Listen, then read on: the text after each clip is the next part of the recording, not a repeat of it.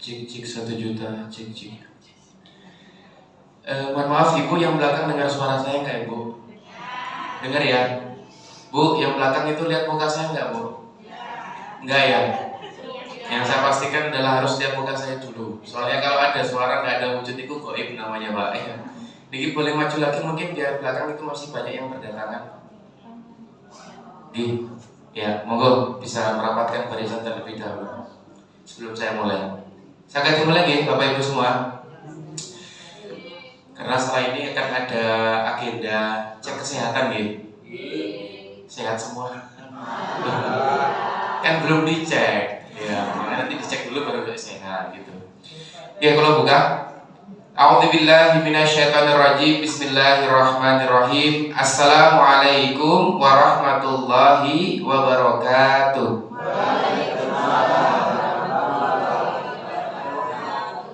Kalau jawab salam pertama mesti ini gue dereng semangat dan dereng kompak. Ini apa badan? Pun sarapan dereng?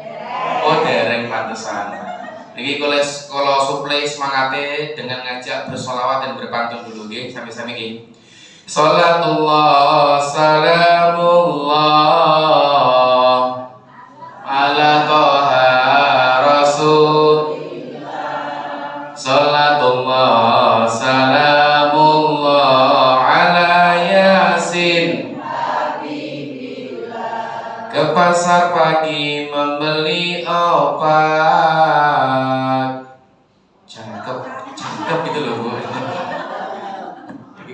Kurang cakep ya. Ulangi. Ke pasar pagi membeli obat. Beli obat bareng Pak Desuki. Jamaah jawab salam kurang kompak. Ayo kita ulang sekali lagi. Salatullah salamullah ala toha rasul. La salatullah salamullah ala yasin. Jalan-jalan ke rumah Pak Tatang. Ke rumah Pak Tatang ngambil kajian. Daripada mikirin mending kita pengajian. Salatullah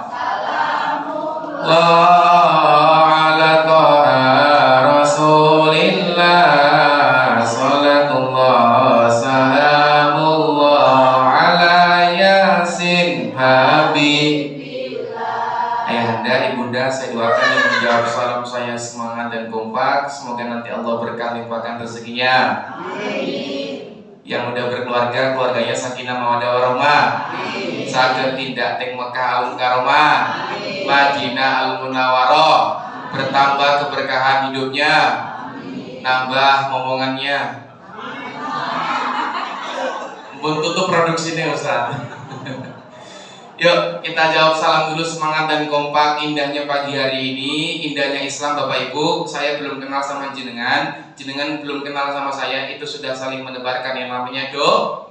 Maka jawab salam dari saudaranya hukumnya wajib dan harus semangat ya. Assalamualaikum warahmatullahi wabarakatuh.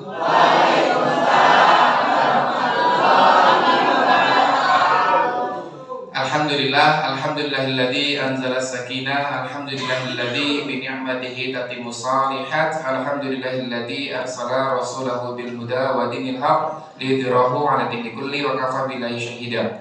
Asyhadu an la ilaha illallah wahdahu la syarika lah wa asyhadu anna Muhammadan abduhu wa rasuluh. Allahumma shalli wa sallim wa barik ala sayyidina Muhammadin wa ala ali nabiyina Muhammad. Rabbi shrah li sadri wa yassir li amri wa hlul 'uqdatam min lisani yafqahu qawli. Rabbana anzilna muzalan mubarakan wa anta khairul munzilin. Raditu billahi rabba wa bil islami dina wa bi Muhammadin nabiyya wa rasula. Rabbi zidni ilma warzuqni fahma.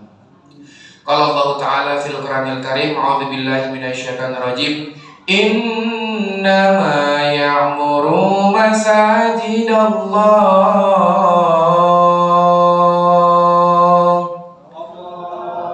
Man amana billahi wal yawmil akhir wa aqama as-salata wa ata az-zakah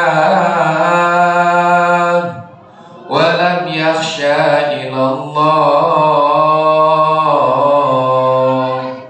fa'asa ulaika an yakunu minal muhtadin. Sadaqallahu adzim. Yang besar tak diimbau gelar, yang kecil tak disebut nama. Semoga panjenengan semua yang ada di sini senantiasa istiqomah sampai nanti husnul khotimah. Alhamdulillah rabbil alamin. Kita bersyukur kepada Allah Subhanahu wa taala karena hanyalah Allah Subhanahu wa taala yang pantas kita puji dan kita puji sampai pada detik ini, yang dimana Allah masih memberikan nikmat yang sangat luar biasa Bapak Ibu dalam kehidupan kita. Nikmat yang tidak ada taranya. Nikmat ini tidak ada tandingannya Pak. Karena semahal apapun skincare jenengan Bu, semahal apapun gamis jenengan Bu, dan semahal apapun mungkin rumah jenengan Pak, tidak akan bisa mengalahkan kenikmatan yang Allah tanamkan sampai detik ini. Apa nikmat itu? Nikmat yang pertama yang Allah tanamkan sampai detik ini adalah nikmat yang namanya iman. Nikmat apa Ibu Bapak? Iman. Nikmat iman ini adalah nikmat yang sangat-sangat paling berharga. Bisa dilihat semuanya? Bisa nggih? Ya, biar kalau koyo cah kuliah ngoten niku to, pakai ngegem ngoten niki. Yang selanjutnya yang Allah tanamkan sampai detik ini adalah selain nikmat iman adalah nikmat Islam. Nikmat iman dan nikmat Islam ini adalah sesuatu hal yang sangat berharga dalam kehidupan kita. Betul? Maka pada kesempatan pagi hari ini kita insya Allah adalah termasuk orang-orang yang beriman dan berislam. Karena bisa jadi sekarang banyak orang yang Islamnya Islam KTP, ya. Maka dengan Islamnya kita setara dengan KTP kita, nah maka perilaku kita, pemahaman kita haruslah juga pemahaman Islam dan juga berstandarkan standar dengan iman. Inilah sesuatu hal yang sangat berharga dalam kehidupan kita. Yang kedua kalinya yang Allah tanamkan Bapak Ibu semua sampai detik ini, ya nikmat itu kata Rasulullah, kalaulah ada seorang hamba diberikan dua kenikmatan ini, maka hamba ini akan sering lalai untuk bersyukur nikmat. Apa yang pertama? Nikmat sehat. Semua sehat Bapak Ibu? Alhamdulillah. Ada di antara kita mungkin manusia atau seorang hamba yang mungkin dia kembali kepada Allah ketika dalam keadaan sakit. Gusti Allah, aku sakit, aku pengen loro, aku pengen kembali kepada Engkau. Betul? Tapi ketika sehat malah lali. Yang kedua, ya kata Rasulullah, yang membuat manusia itu sering lalai yakni adalah nikmat sempat. Nikmat sempat ini yang kadang tidak sering atau jarang diberikan oleh seseorang, betul?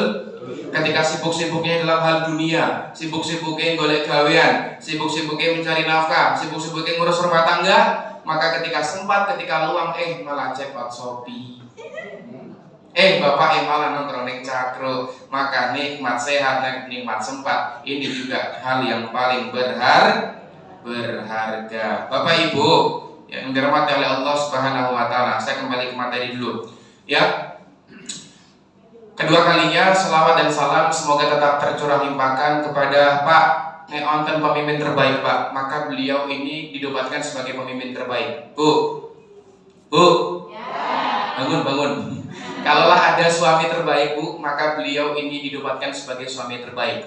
Bapak Ibu, kalau ada tetangga terbaik, kerabat terbaik, sahabat terbaik, beliau ini adalah orang yang paling terbaik yang pernah berjalan di muka bumi ini. Siapa beliau? Baginda Rasulullah Muhammad Sallallahu Alaihi Wasallam. Di Amerika Serikat Pak, ada tokoh penulis ahli sejarawan namanya Michael Hart. Dan Michael Hart, mungkin kalau di matching itu niku ya kayak Saryanto, Payem, Antiem nanti niku. Ini kita namanya Michael Hart ya.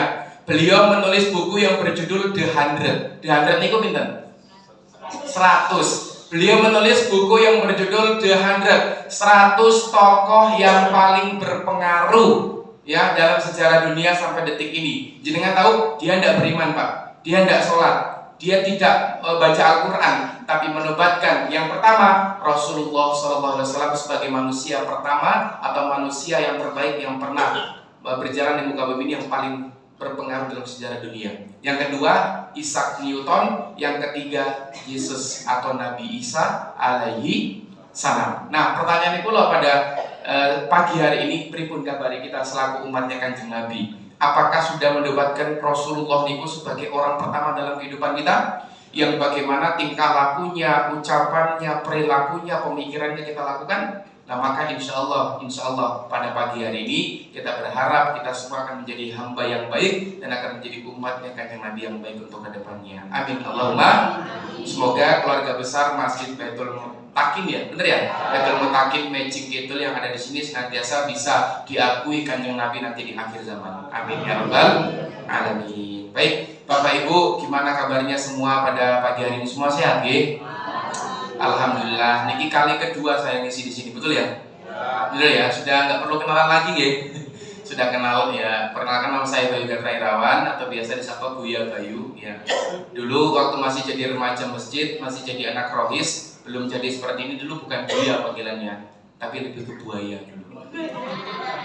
Ya, tetap jadi anak soleh insyaallah ya. Ya, saya tadi berangkat dari Kulon Progo karena saya domisili Kulon Progo. Ya, kurang lebih tadi habis subuh berangkat ke sini. Semalam sampai rumah itu jam 12-an kalau tidak salah, karena semalam ngisi di Imogiri, ngisi adik-adik TPA sama wali santri seperti itu. Nah, mungkin kapan-kapan bisa kita agendakan untuk kajian parenting ya, kajian pola asuh orang tua untuk kepada anak-anaknya dan murid-muridnya seperti itu. Kabar fisik sehat, kabar iman pripun Bapak Ibu? Aman nggih? Stabil nggih? Iman itu kadang naik, kadang turun, betul? Ya, dicasnya dengan apa? Dicasnya adalah dengan bermajelis ilmu seperti ini. Nah, kata Syekh Az-Zarnuji, Bapak Ibu sekalian, ketika jenengan berangkat majelis ilmu seperti ini, maka yang pertama jenengan niatkan satu, ya, niatkan untuk mengharap ridho Allah. Apa? Ridho Allah. Ya, Syekh Az-Zarnuji mengatakan ketika engkau berangkat pengajian ngoten iki, maka hal yang paling pertama engkau niatkan adalah ridho Allah terlebih dahulu. Innamal a'malu binniyat wa innamal likulli imri'in ma nawa. Semua amalan itu tergantung daripada niatnya dan kita akan mendapatkan apa yang kita niatkan. Kalau jenengan nanti berangkat ke sini untuk mengharapkan soto, ini ada sarapan mboten? Mboten, ngapunten ya. Soto sendiri-sendiri di rumah masing-masing. Ingin mendapatkan apresiasi dari seorang makhluk, maka jenengan tidak mendapatkan apa yang didapatkan, yaitu pahala. Yang kedua, kata Syekh Az-Zarnuji, ketika engkau bermajelis ilmu, maka niatkan untuk yang namanya hilangkan kebodohan. Apa? Menghilangkan kebodohan. Ya, saya tanya jenengan, kira-kira di sini sudah ada yang pintar semua belum? Belum, nggih? Ya. Semua merasa tidak pintar ya, maka teruslah jenengan berangkat untuk bermajelis ilmu. Yang ketiga, kata Syekh Az-Zarnuji, ketika engkau berangkat majelis ilmu seperti ini, maka niatkan untuk menghidupkan agama Allah. Dari zaman Rasul, dari zaman sahabat, dari zaman tabi'in, dari sampai saat ini ulama-ulama Nusantara masuk ke Indonesia itu niatkan untuk menghidupkan agama Allah. Coba bayangkan Pak Bu, kalau dari zaman dulu, zaman nenek moyang kita atau mbah-mbah kita, nek tidak ada pengajian seperti ini, kira-kira ilmu bisa sampai nggak ke kita? Enggak toh. Nah, maka Syekh Az-Zarnuji mengatakan yang pertama ridho Allah liwajhillah, yang kedua hilangkan kebodohan, dan yang ketiga hidupkan agama Allah Subhanahu wa taala. Oke. Baik. Saya masuk ke materi. Bapak Ibu, ini tema yang direquestkan oleh takbir pada waktu itu tentang masalah dari Masjid Umat Bangkit. Betul? Ya, karena saya banyak bergerak di masjidan, maka sedikit materi yang saya sampaikan. Karena pertemuan sebelumnya juga saya bahas kemasjidan tapi tidak terlalu spesifik. Nah, maka pagi hari ini saya lebih spesifik lagi. Bapak Ibu, saya mau tanya dari panjenengan semua. Dari Masjid Kita Bangkit ini ada dua kata yang inti ya. Ada masjid, ada bangkit. Betul? Oke, Bapak Ibu saya mau tanya, masjid niku nopo? Tempat ibadah. Ada lagi? Kalau terlintas, kalau jenengan melihat masjid, apa yang terlintas di benak jenengan? Rumah Allah, ada boleh. Tempat sholat, ada lagi. Nggak pernah bilang remajanya nggak ada. Nggak pernah bilang sepuh-sepuh semua isinya. Nggak pernah bilang saldonya menumpuk jutaan rupiah. Ya. Oh, minus di sini, masya Allah. Berarti memang digunakan untuk program-program ya. Tepuk tangan dulu buat panitia yang ada di sini takdirnya. Masya Allah ya. Yang selanjutnya bangkit. Nah, saya mau tanya kepada jenengan, Bapak Ibu, kalau ada kata bangkit, apa yang ada di persepsi jenengan? Bangkit, semangat. Ada lagi? Lebih maju. Ada lagi? Ada lagi? Ya. Bangkit, ya, saya tuliskan bangkit dari kubur. Kalau kita berbicara tentang bangkit, berarti konotasinya adalah pernah jatuh, betul? Atau pernah terpuruk, betul? Nah, tema kita pada pagi hari ini adalah dari masjid kita bangkit. Berarti saat ini kita sedang apa? Sedang jatuh, betul? Ngerasa mau nek sedang jatuh? Ngerasa mboten nek sekarang anak-anak generasi milenial kita, generasi Z atau Gen Z sekarang sedang terpuruk-puruknya, jenengan sadar mboten? Jangan sampai kita Bapak Ibu selaku umat muslim ya hanya puas dengan amal soleh kita, sibuk dengan amal soleh baca Quran kita, sibuk dengan ngurus masjidnya kita, tapi ternyata tetangga sebelah bermaksiat. Tapi ternyata ada anak sekolah, mohon maaf, yang mungkin merit BSc dan atau hamil di luar nikah. Nah, maka Bapak Ibu sekalian dirahmati Allah Subhanahu wa taala, bagaimana masjid ini menjadi urgensi bagi kehidupan kita. Betul? Nih, kalau kita mengulas pada zaman sejarah terlebih dahulu, Islam itu pernah menguasai dunia, Pak. Itu kurang lebih 2/3 dunia pernah dikuasai sama Islam. Berapa? 2/3 dunia. Dan peradaban itu dimulai dari yang namanya masjid. Kenapa kok harus masjid, Ustaz? Yes. Yang namanya Islam itu selalu lekat dengan masjid. Cek, Rasulullah ketika hijrah dari Mekah ke Madinah, apa yang beliau bangun? Perumahan, cakro, apa? Tol. Apa yang dibangun? Masjid apa? Masjid Baitul Mutakin. Masjid Kuba. Jadi Kuba itu nama wilayah di antara Mekah dan kota Madinah. Kenapa kok Rasulullah membangun masjid di pertengahan antara dari Mekah dan Madinah? Beliau tahu bahwasanya Mekah ini sudah bukan menjadi tempat yang bagus bagi dia, dan memang ada perintah dari Allah SWT untuk hijrah ke Madinah. Dan bayangkan Bapak Ibu semua, dari masjid yang hanya berkotakkan kurang lebih 10 meter, yang mohon maaf saya katakan kalau jenengan lihat nanti fotonya, itu bagaikan kandang sapi atau kandang kambing Bu zaman itu. Ya, dinding-dindingnya hanya terbuat dari tanah liat, ya, tiang-tiangnya dari pelepah-pelepah kurma, terus atapnya itu dari daun-daun kurma. Coba bayangkan, lebih apik mana, Baitul Mutakin atau Masjid Kuba zaman dulu?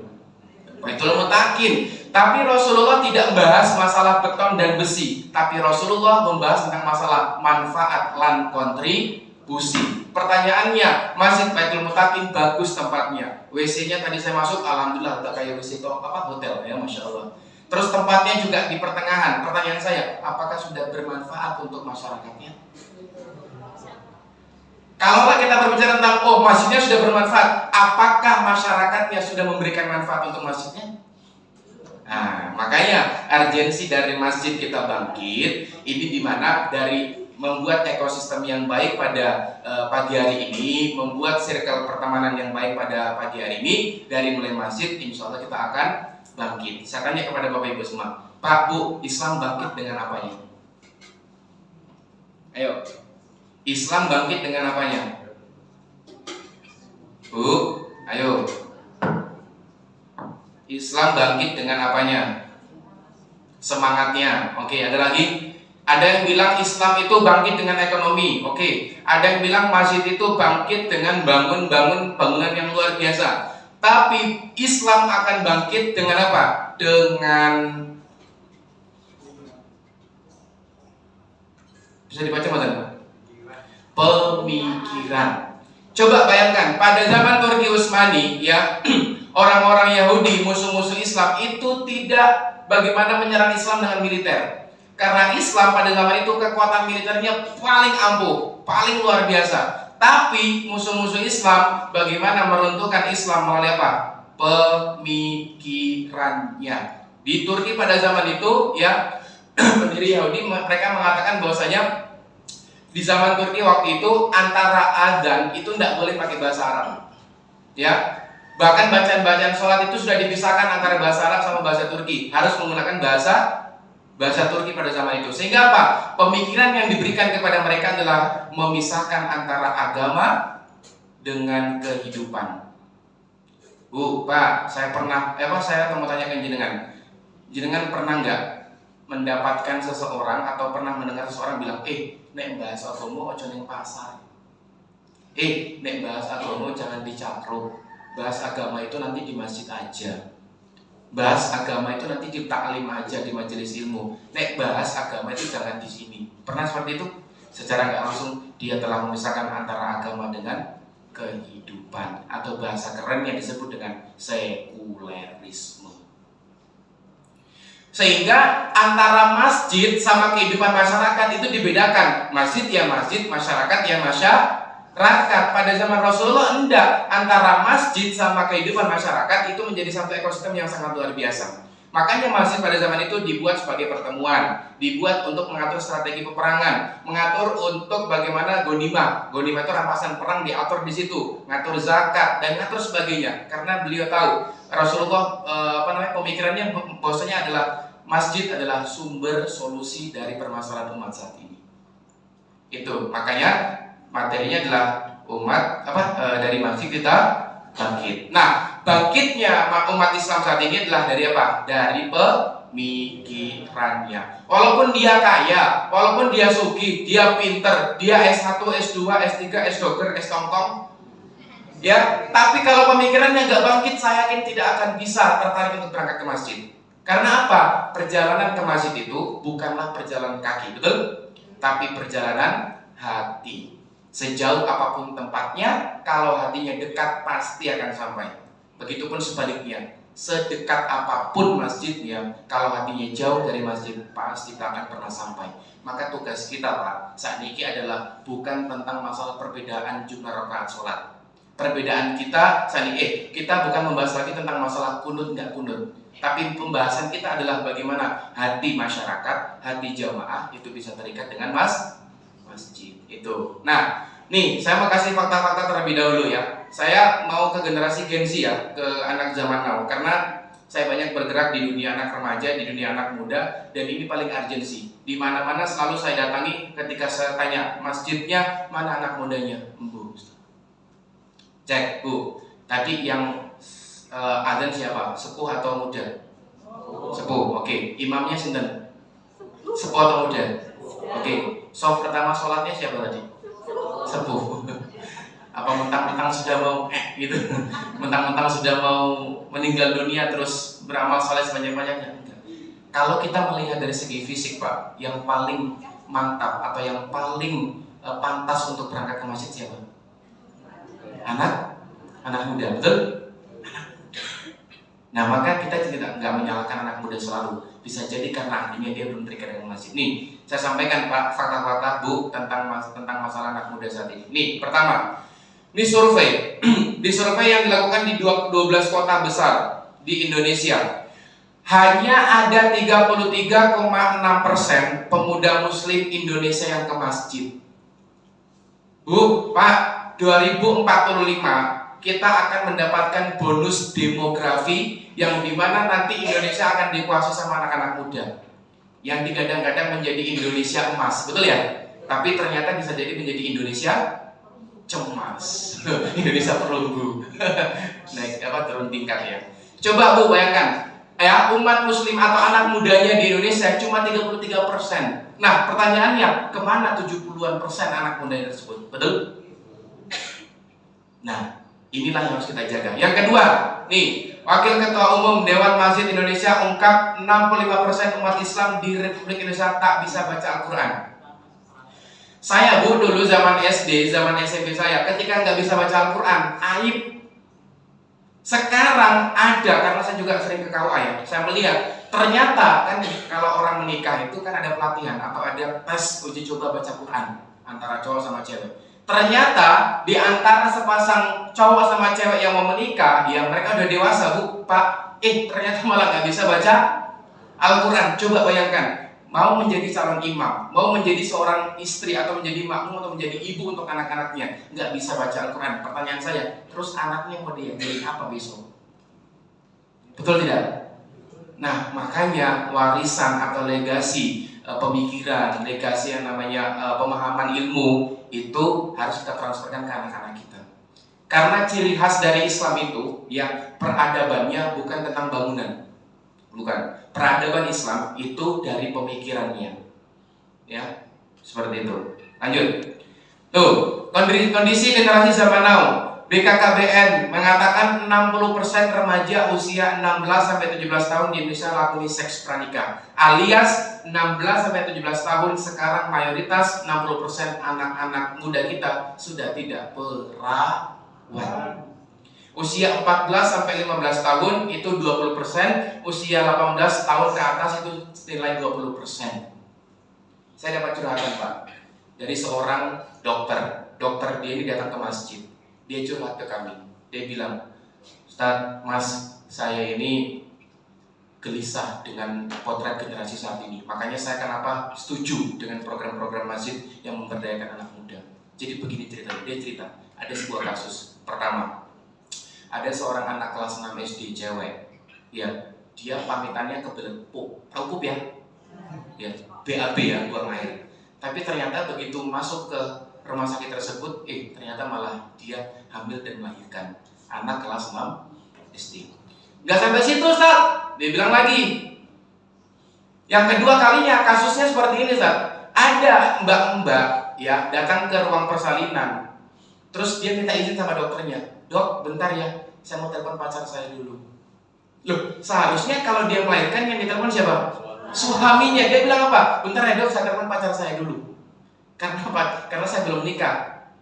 Dan tidak sampai situ Bapak Ibu semua. Ada kasus lagi, dokter itu mengatakan kasus ketiga, ada seorang cewek yang masuk ke ruang persalinan, dia cerita, Dok, saya nggak tahu ini anak siapa, antara anak si cowok A sama anak si cowok B. Dok, nanti minta tolong ini anak ini nanti dikasih bapaknya yang B ya. Kok milih gitu? Jadi ada dua benih di dalam situ. Betapa rusaknya dunia saat ini Bapak Ibu sekalian. Makanya kenapa kok masjid itu akan menjadi sumber solusi umat? Ya ketika nanti anak mudanya, ketika jamaahnya akan sadar betapa urgensinya generasi muda kita saat ini. Betul? Betul. Makanya kenapa di Yogyakarta, ya di Rel Masjid, di Jogokarian, yang namanya marbot masjid itu sekarang menjadi lomba-lombaan anak-anak muda. Ya. Sehingga apa? Mereka nanti ekosistemnya akan terbentuk mulai dari bangun tidur sampai mau tidur lagi akan terjaga di situ. Nanti akan saya sampaikan tentang masalah konsep-konsep remaja ya, seperti itu. Nah, jadi urgensinya seperti itu Bu. Kenapa kita harus kembali ke masjid? Karena kita harus bagaimana juga peduli dengan generasi kita saat ini. Kenapa ke anak muda saat ini bisa seperti ini? Satu, gara-gara jauh dari agama, betul? Kenapa bisa jauh dari agama? Karena jauh dari sumber agamanya, Al-Quran dan masjid yang ada di sini. Seperti itu. Nah, spirit memakmurkan masjid itu ada di Quran surah At-Taubah, Quran surah 9 ayat 18. Dicatat baik-baik ya. Innama ya'muru masajidallah man amana billahi wal yawmil akhir wa aqamas salata wa ataz zakah wa lam yakhsha illallah fa asa ulaika ayyakunu minal muhtadin. Innama ya'muru masajidallah, sesungguhnya yang memakmurkan masjidnya Allah. Nih Bu, Pak, perhatikan kalimat saya. Di dalam Al-Quran itu yang namanya masjid itu ada dua nama, ya. Ada disebut dengan masajidallah. Oke, ada yang disebut dengan Baitullah. Apa? Baitullah. Nah, Baitullah ini Bapak Ibu semua, Baitullah itu terdiri dari dua kata, antara bait dan Allah. Bait ini maknanya tempat kembali. Oke, dan Allah adalah Tuhan kita. Nah, maka esensi dari masjid, esensi dari Baitullah adalah tempat kembali kita kepada Allah. Bapak Ibu, manusia itu akan kembali kepada Allah dengan 2 pintu. Dengan berapa pintu, Pak? Halo, dengan berapa pintu? 2 pintu. Oke. Pintu yang pertama, 1, pintu masalah. Ayo, aku jenengan nek balik ke Gusti Allah niku bab-bab masalah. Betul? Akeh utang, ya Gusti Allah, bener sih utang-utangku. Ada sakit, ya Rob, aku loro ingin sembuh ya Rob. Betul? Kembalinya kepada Allah. Dan yakini pasti kita akan kembali kepada Allah dengan 2 pintu. Yang pertama pintu masalah. Tapi apakah pintu masalah ini salah, Ustaz? Enggak salah. Pintu masalah ini baik. Ya, tapi ada yang nomor kedua, pintu ini yang jarang dimasuki sama orang. Apa itu namanya? Pintu syukur. Ya, sehat, alhamdulillah menyang nang masjid. Sehat, alhamdulillah maca Quran. Sehat, alhamdulillah bisa sedekah. Sehat, alhamdulillah bisa mensupport kegiatan masjid. Nah, banyak orang yang jarang masuk lewat pintu syukur. Insya Allah jenengan-jenengan yang pagi hari ini hadir di tempat ini kembali kepada Allah adalah melalui pintu syukur ini. Insya Allah. Amin ya rabbal alamin. Itu nggih. Nah, saya lanjut lagi. Innama ya'muru masajidallah. Masjidnya milik Allah. Walaupun ini masjid milik pewakif ya, atas nama wakif, tapi tetap kepentingannya miliknya siapa? Allah. Masjid bukan milik donatur, Pak. Masjid bukan milik yayasan, masjid bukan milik persorangan. Ya, ada kasus di Makassar itu, di Sulawesi Selatan, ada masjid dijual senilai 3M. Masjid kok dijual? Ternyata ya dari pewakifnya itu memang bermasalah sebelumnya. Jadi nggak mau masjid itu hanya digratiskan gitu aja. Jadi dari pewakif memang belum clear dan minta itu tanah sama bangunannya kurang lebih 3-5 M kalau nggak salah itu. Itu coba jangan cek beritanya. Coba masjid, Pak, diperjual belikan. Karena mereka mindsetnya masjid ini masih milik persorangan gitu loh. Tapi kalau kembali ke masjid Allah, masjid yang milik Allah, maka segala kepentingan harus miliknya Allah Subhanahu wa taala. Maka jenengan kalau ngurus masjid nih, buat takmir, nek jenengan ngurus masjid, kalau ada kepentingan pribadi di dalamnya, fix nanti Allah yang akan singkirkan jenengan perlahan. Dengan caranya Allah suka Allah. Innama ya'muru masajidallah man amana billahi wal yawmil akhir. Sesungguhnya orang-orang yang dia memakmurkan masjidnya Allah adalah orang-orang yang beriman kepada Allah dan hari akhir atau hari kiamat. Konsekuensi nek wong beriman menika yakni adalah memakmurkan masjid. Makanya tadi saya bilang, jenengan Islam alhamdulillah, jenengan beriman alhamdulillah. Nah, tugasnya adalah memakmurkan masjid. Wa aqamas salata wa ataz zakat, dan tetap menunaikan salat, mendirikan salat, menunaikan zakat. Kenapa kok sholat sama zakat ini disandingkan selalu? Jadi banyak ayat tuh yang menyandingkan adalah sholat dan zakat. Sholat itu bentuk penyucian jiwa kita, dan zakat itu bentuk penyucian harta kita. Indahnya Islam, yang kaya peduli dengan yang miskin. Sehingga apa? Antara yang kaya sama yang miskin tidak ada kesenjangan sosial. Coba lihat zaman sekarang, yang kaya semakin, yang miskin semakin. Saudara miskin, ditarik lagi tapera. Betul? Habislah duit kita. Gaji UMR, ya kadang serabutan jelas, malah mau ditarik tapera. Maka konsep Islam itu, aturan main Islam sangat jelas sekali, Bapak Ibu sekalian, dirahmati Allah Subhanahu wa taala. Ya. Walam yakhsha illallah, dan tidak takut ya kecuali hanya kepada Allah. Banyak manusia sekarang yang takut kehilangan jabatan. Banyak sekarang manusia yang takut anaknya nggak jadi apa-apa, tapi ketika disuruh masjid, neng masjid itu opo ini. Saya pernah kayak gitu, ada seorang ibu-ibu sama bapak yang bilang, Ustaz, ngapain ke masjid? Anak saya nggak dapat apa-apa ke masjid. Anak saya itu saya pengen didik menjadi anak intelektual, menjadi anak yang seperti ini. Cita-cita dunia. Tapi nggak pernah diajak mikir, sesuk kowe mati, bekal apa yang kamu akan bawa untuk pulang ke surganya Allah? Ayo kembali ke masjid, masyarakat butuh kamu. Jarang seperti itu. Maka mindset kita sebagai orang tua tidak hanya menyelamatkan anak di dunia, tapi juga di akhirat. Fa'asa ulaika ayyakunu minal muhtadin. Sungguh ya, mereka-mereka itulah yang nanti akan mendapatkan petunjuk ya dari Allah Subhanahu wa taala. Jadi dengan naik ngurus masjid, insya Allah akan mendapatkan petunjuk dari Allah.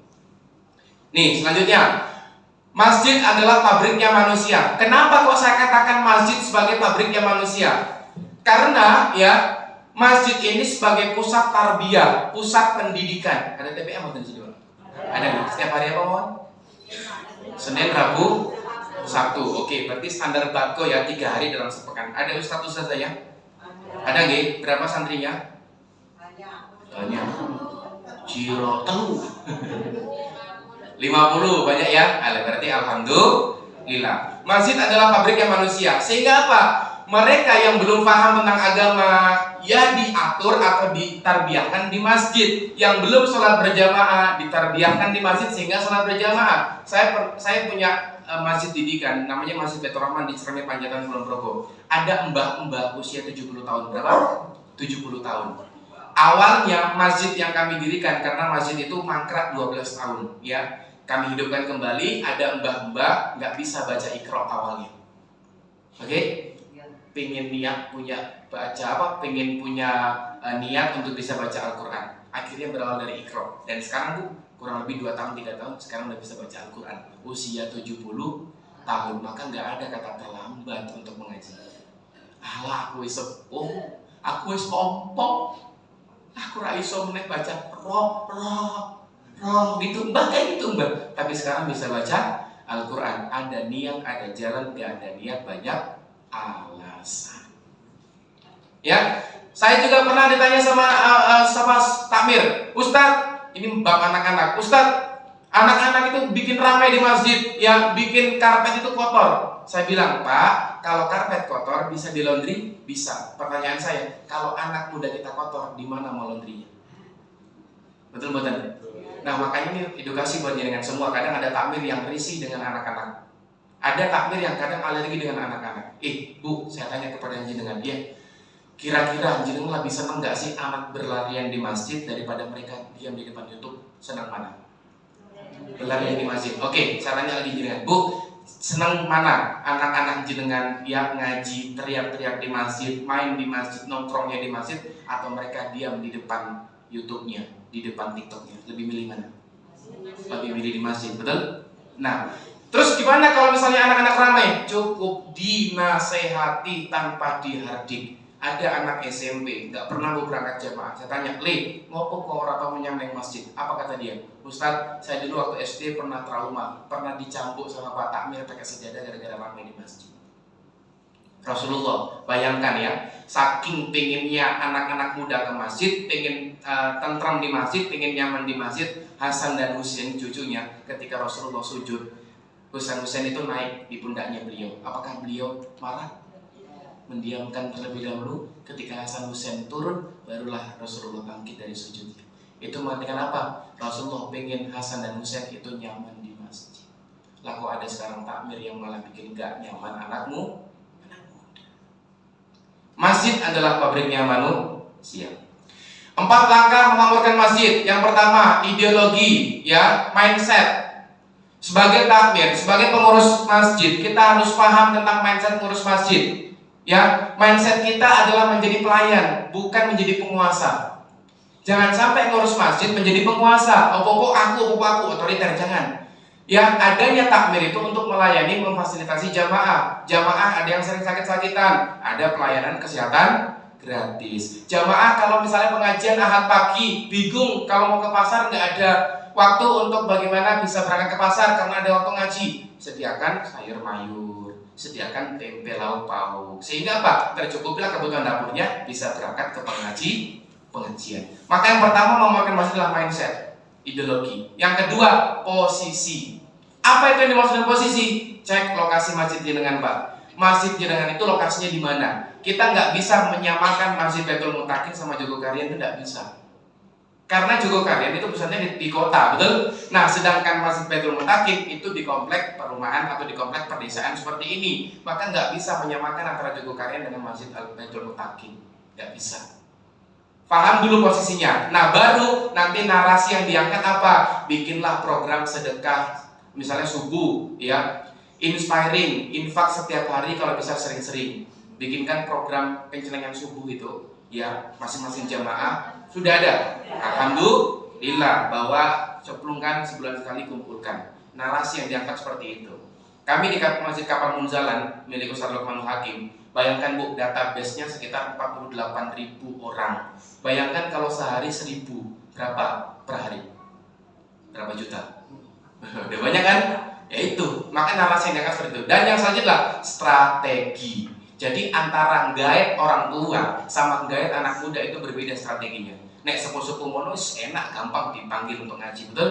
Yang sering itu cak nom, betul? Nah itu. Nah selanjutnya, prinsip mengelola masjid ada ihsan namanya. Yang pertama ikhlas. Yang pertama ikhlas, melayani bukan menguasai. Yang handal, profesional dan sebaik-baiknya. Jadi jenengan ngurus masjid harus profesional dan sebaik-baiknya. Dalam artian apa? Ketika dia mana menjadi bendahara, ya bendaharanya menjadi bendahara yang baik, profesional dong. Kalau menjadi seksi dakwah, maka bagaimana profesional dalam hal berdakwah, dalam hal tentang mencari ustadznya, program-programnya seperti apa. Yang ketiga, serius. Apa Bu? Apa Pak? Serius, totalitas dan fokus. Gak boleh ngurus masjid hanya setengah-setengah, itu gak boleh. Tapi alhamdulillah saya selalu update ya di Baitul Mutakin itu. Kemarin ada beberapa sahabat saya, ada Ustadz Aswan ya dari Bandung, terus ada Ustadz siapa lagi yang Siroh Fajrul, dan Ustadz lainnya. Kemarin juga Ustadz Reno kesini ya, Reno Nugra Pratama dari Palembang juga tuh sahabat saya. Ya alhamdulillah, ya serius, totalitas dan fokus. Yang keempat, ya amanah, bertanggung jawab. Makanya Imam Al-Ghazali mengatakan hal yang paling terberat di muka bumi ini adalah apa? Amanah. Yang ketiga, selanjutnya yang kelima, yang kelima ya, adalah iman. Ya, logika iman tidak sekedar logika akal. Apa yang dimaksud? Terkadang kita kalau ngurus masjid dan tidak pikir, duh kok biaya ini biaya yo, anggaran ini gimana ya? Anggaran itu hadir ketika ada program. Saya pernah merasakan gak ada program yang gak ada tuh yang namanya dana. Tapi ketika ada program berjalan, maka donasi atau dana itu akan terus bergulir, muter, karena ada program di dalamnya. Nih, kriteria pertama takbir. Nah, yang pertama adalah sholat berjamaah di masjid. Ini kata Kiai Jazir mengatakan seperti ini, agak kasar kalimatnya. Ya, tidak pantas dikatakan dia takmir kalau dia nggak berjamaah di masjid. Karena takmir itu asal katanya yang muru, memakmurkan, dan makmurnya masjid itu, makmurnya kita itu ketika apa? Tolok ukurnya adalah berjamaahnya itu di masjid. Nah sekarang gimana kita mau ngajak ayo jamaah ke masjid berjamaah? Wong takmirnya sendiri nggak berangkat ke masjid. Wong saya dapat pertanyaan dari jamaah, Ustadz, gimana hukumnya ketika ada plan struktur struktur takmir di dalamnya ada ketua, ada bendahara, ada sekretaris. Itu apa hukumnya kalau mereka nggak pernah berangkat ke masjid? Kan saya kaget, ini bahas masalah hukum ya. Itu kembali ke masing-masing ya, dalam artian sudah diberi amanah ya maka harus bertanggung jawab. Maka jenengan-jenengan semua ini yang memakmurkan masjid, yang berjamaah di masjid itu juga disebut namanya takmir juga, karena orang yang memakmurkan masjid. Maka kata Kiai Jazir, nggak pantas orang tersebut dikatakan takmir kalau dia nggak berjamaah di masjid. Yang kedua, berkompeten. Yang ketiga, berkemauan. Ini kriteria utama takmir. Ya, tuh, lanjut saja. Ini sampai jam berapa Pak? 7:30 ya? Ya, karena habis ini ada cek kesehatan ya. Semoga saya doakan sehat-sehat semua ya. Kalau jalan itu ya paling kolesterol, gula darah tinggi. Darah tinggi itu penyebabnya apa Bu? Sok bisu-bisu sama suami. Ya, kriteria program masjid ada program utama. Program utamanya itu apa? Ya, sholat berjamaah, TPA, terus Jumatan, itu program utamanya. Program pendukungnya apa? Ada pengajian rutin Ahad Pungkasan, terus ada pengajian apa lagi? Terus ada kajian anak muda nggak di sini? Ada. Apa namanya? Amuba, angkatan muda, Hakim. Ya, alhamdulillah. Nah, itulah program-program pendukungnya untuk menyokong bagaimana program utamanya. Anak muda ya kalau sudah dibikinkan pengajian seperti itu, diedukasi, yuk pelan-pelan berangkat ke masjid. Nih, kata Kiai Yazir ya guru kami mengatakan seperti ini. Cah enom niku ya doyane sego, ra doyan swara. Maksudnya apa? Anak muda kalau nggak berangkat masjid ditanya, "Leng, wis mangan durung?" Jangan langsung, "Leng, ayo makan pengajian." Babnya masalah fikih jenazah. Rata Makanya kalau bikin kajian anak muda, jangan bahas masalah fikih sholat, fikih adab akhlak. Mereka nggak akan berangkat, Bu. Tapi kalau bahas masalah percintaan, nih saya kasih clue ya kepada jenengan ya. Kalau mau bikin kajian anak muda, nih saya kasih rumusnya. Anak muda itu permasalahannya hanya ada 4. 1, masalah percintaan.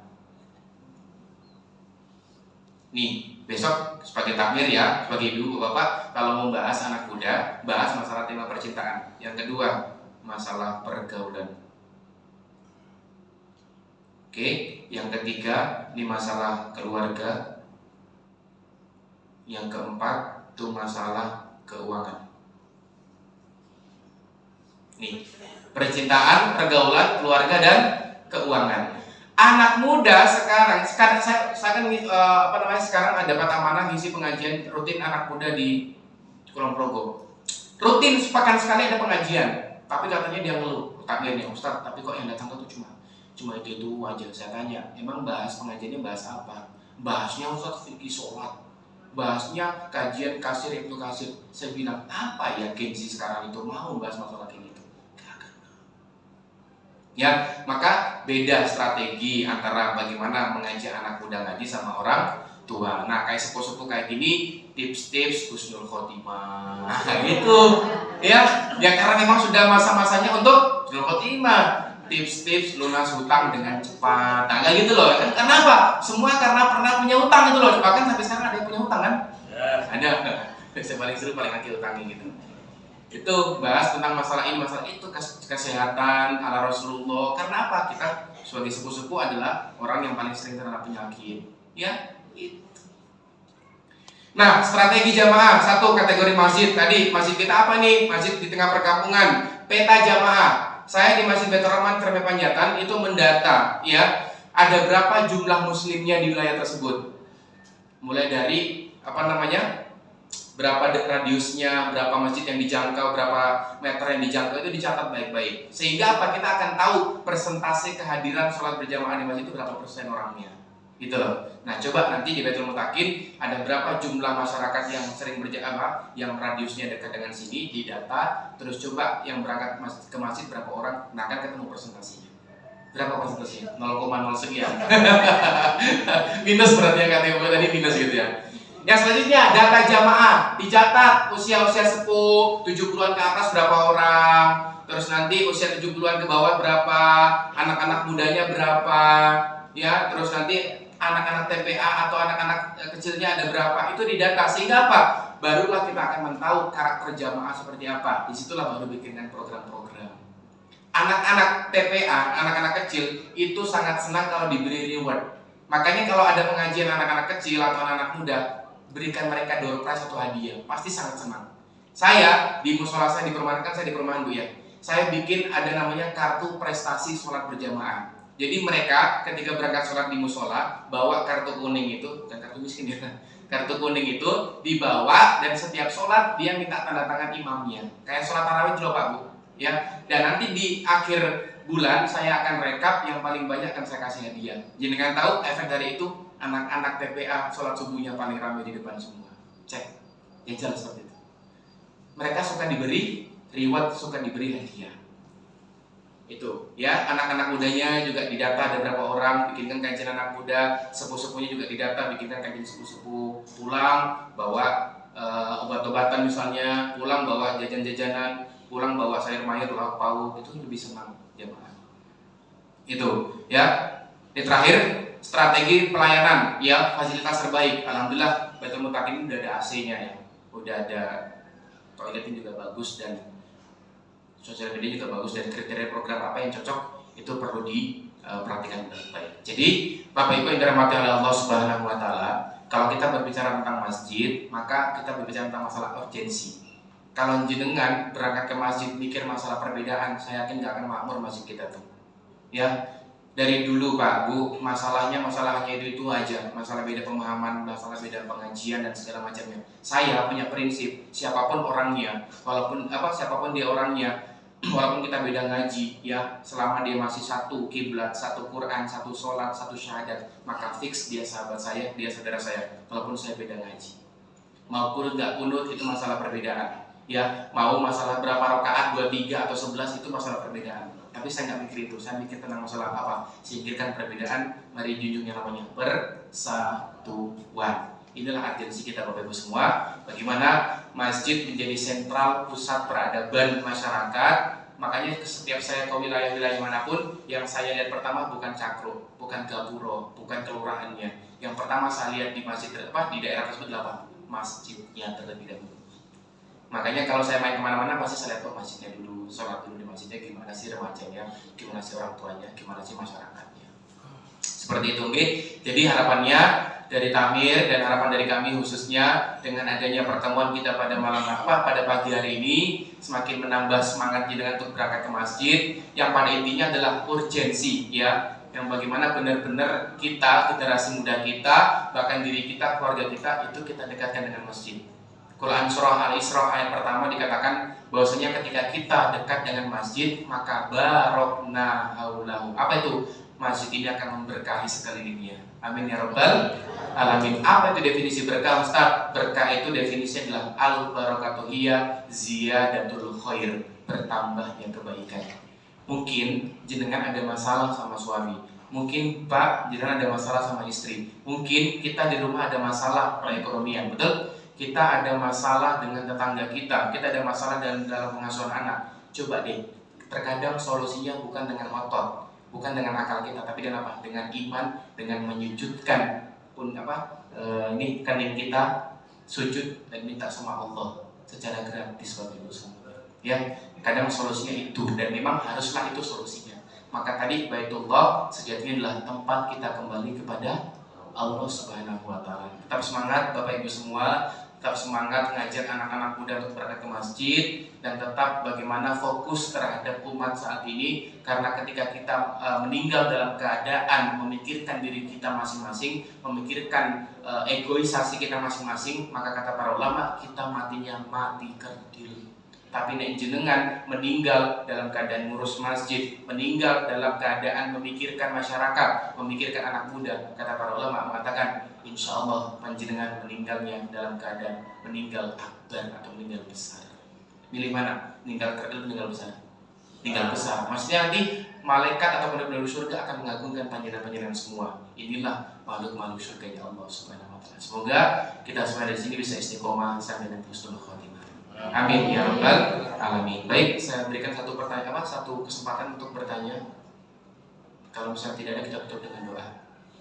Kalau misalnya tidak ada, nanti setelah after class mungkin kita bisa ngobrol lagi Bapak Ibu semua ya. Jadi pada intinya pokoknya itu ya, saya pengen jenengan semua yuk strong way-nya kembali ke masjid itu apa. Tanyakan dalam diri jenengan masing-masing, ajak anak kita, ajak suami kita, ajak istri kita, ajak keluarga kita untuk bersama-sama membangun masjidnya Allah Subhanahu wa taala. Wa may yattaqillaha yaj'al lahu makhraja wa yarzuqhu min haitsu la yahtasib. Barang siapa yang mengurus agama Allah, maka dia akan diurus sama Allah. Urusan dapurnya, urusan utangnya, urusan kehidupannya akan dia urus sama Allah min haitsu la yahtasib, dengan berikan rezeki dengan cara yang tidak disangka-sangka. Insya Allah. Barakallahu fikum, jazakumullah khairan. Biar nambah berkah, saya tutup dengan berdoa bersama-sama ya. Baik, Bapak Ibu, mari bersama-sama di penghujung pertemuan kita pada pagi hari ini kita berdoa kepada Allah. Semoga apa yang kita niatkan pada pagi hari ini sudah selalu catat sebagai amal soleh, mengalir pahalanya untuk kedua orang tua kita, dan semoga bisa menjadi wasilah penebus dosa-dosa kita di masa lampau. Ya, satu perintah dari Rasulullah ketika memasuki waktu pagi, doanya Allahumma inni as'aluka ilman nafi'an wa rizqan thayyiban wa amalan mutaqabbalan. Kita minta ilmu yang bermanfaat, rezeki yang thayyib, dan amalan yang diterima oleh Allah Subhanahu wa taala. Monggo bersama-sama kita berdoa kepada Allah Subhanahu wa taala. A'udzu billahi minasy syaithanir rajim. Bismillahirrahmanirrahim. Alhamdulillahi rabbil alamin. Ar-Rahmanir-Rahim. Maliki yaumiddin. Iyyaka na'budu wa iyyaka nasta'in. Ihdinas siratal mustaqim. Siratal ladzina an'amta 'alaihim ghairil maghdubi 'alaihim waladdallin.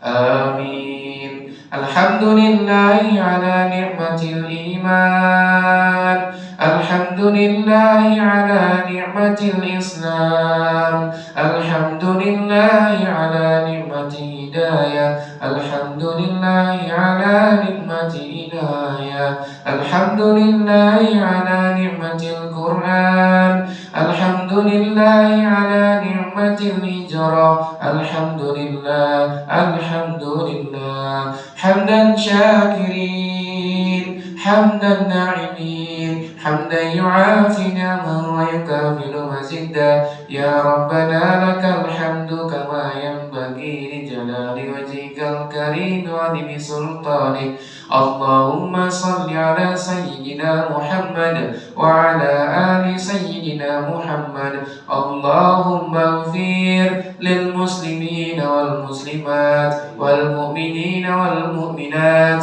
al ahya'i minhum wal amwat. Rabbana hab lana min azwajina wa dhurriyyatina qurrata a'yun waj'alna lil muttaqina imama. Rabbana zalamna anfusana wa in lam taghfir lana wa tarhamna lanakunanna minal khasirin. Rabbana taqabbal minna innaka antas sami'ul alim wa tub 'alaina innaka antat tawwabur rahim. Rabbi habli minas salihin, Rabbi habli minas salihin, Rabbi habli minas salihin. Allahumma arinal haqqa haqqan warzuqna ittiba'ah wa arinal batila batila warzuqna ijtinaba. Allahumma ighfirli wa liwalidayya warhamhuma kama rabbayani shaghira. Rabbana atina fid dunya hasanah wa fil akhirati hasanatan wa qina adzabannar.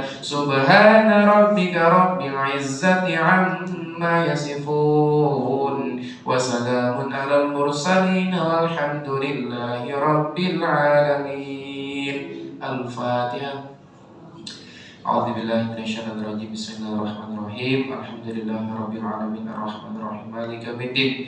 Iyyaka na'budu wa iyyaka nasta'in. Ihdinas siratal mustaqim siratal ladzina an'amta 'alaihim ghairil maghdubi 'alaihim waladdallin. Amin. Baik Bapak Ibu, matur nuwun, jazakumullah khairan katsiran, jazakumullah khairan jazaa. Semoga panjenengan semua sehat-sehat selalu, berkah limpah rezekinya, dilancarkan segala hajat-hajatnya, dan dimudahkan semua hajat-hajatnya, dan senantiasa semangat terus untuk membangun masjid ya Bapak Ibu semua. Dan insya Allah kita bisa berjumpa di lain kesempatan. Saya pengen besok ketika saya diundang lagi di sini pengen bahas masalah parenting Islam. Boleh ya? Kita mengedukasi bersama-sama tentang pola asuh anak muda atau pola asuh anak-anak kita di zaman now. Demikian, barakallahu fikum, berkah selalu. Kalau bisa maaf, akhirul kalam, wabillahi taufiq hidayah. Wassalamualaikum warahmatullahi wabarakatuh.